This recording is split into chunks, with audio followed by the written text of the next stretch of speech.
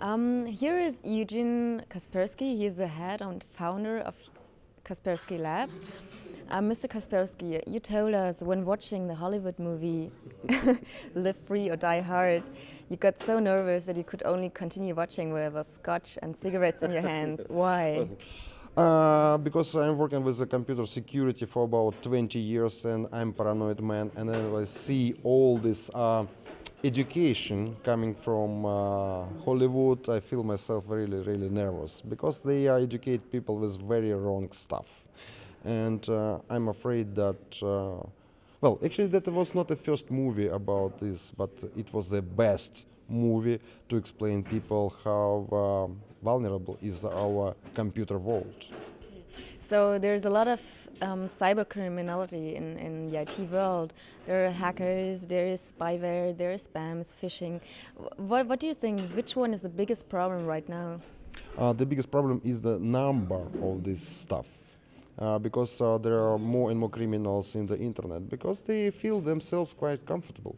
There are a lot of money in the internet. It's quite easy to do all these attacks, technically quite simple, most of them.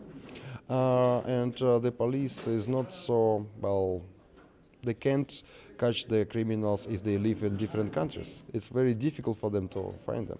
So the criminals feel themselves very comfortable. So that's why there are more and more criminals in the internet, and that's why the number of the attacks and malicious samples which we receive is more than doubled every year. And who do you protect mainly? Is it public administration? Is it business, private people? Yeah. Well, actually, we develop our products and services for both categories, for consumers, just for individuals, and for businesses, for governments, what else. And in different countries, we're present with different market shares because we started in different countries in the different years. And we started in Russia, now we just dominate Russian market, and we are very successful here in Germany, well, in German-speaking countries, and at the moment the German-speaking countries is a market number one for us, and both consumers and enterprises and government. So how can you or your software protect us from the German government or the Bundestrojan?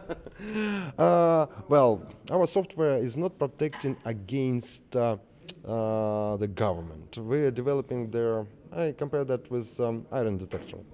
So we detect the malware, and it doesn't matter is it developed by criminals or by government. Good. Thank you very much. Thank you. Have a nice